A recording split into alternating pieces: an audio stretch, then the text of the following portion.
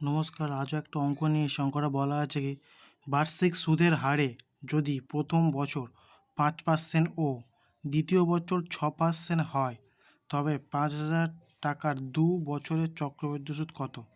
2 বছর চক্রবৃদ্ধি সুদ কত বের করতে হবে। আমরা চক্রবৃদ্ধি সুদ মানে কি সুদেরও সুদ জানি।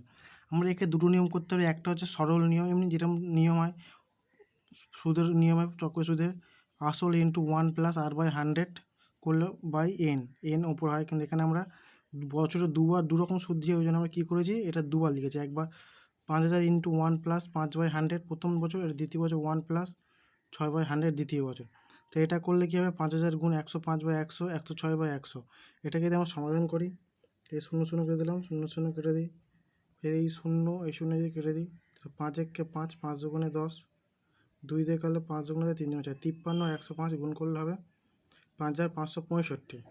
5,565, তার সাথে কী করবো, এটা হচ্ছে সুদ আসল, তার সাথে আমরা আসলটা বিয়োগ করতে কত হলো 565 টাকার সুদ।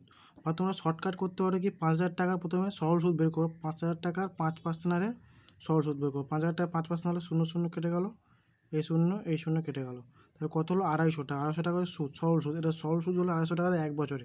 তারপরে কী বলেছে, চক্রবৃদ্ধি সুদ পরের বছর কত বলেছে, চক্রবৃদ্ধি সুদ হারে 6%। আমরা জানি পরের বছর 6% দেবে, তাই আমরা এই সুদেরও সুদ বের করবো 6% হারে, কারণ পরের বছর 6% হারে দেবে। তাই 250 ইন্টু 6/100, এই শূন্য শূন্য কেটে দিলাম, তো 5 × 5 = 25, 5 দুগুণে 10, 2 দিয়ে করলে 3 দুগুণে 6, তাই 3 আর 5 গুণ করলে হয় 15। 250 15 যোগ হবে, সবগুলো সুদ বলেছে।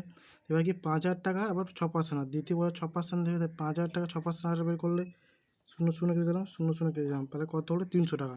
তাহলে প্রথম 250, 300, 550, তার সাথে 15 যোগ করে 565, একেবারে 565, এটাই উত্তর। দুটো নিয়ম করা আছে, যেটা সুবিধা সেটা করবে। আশা করি সবাই বুঝতে পেরেছো।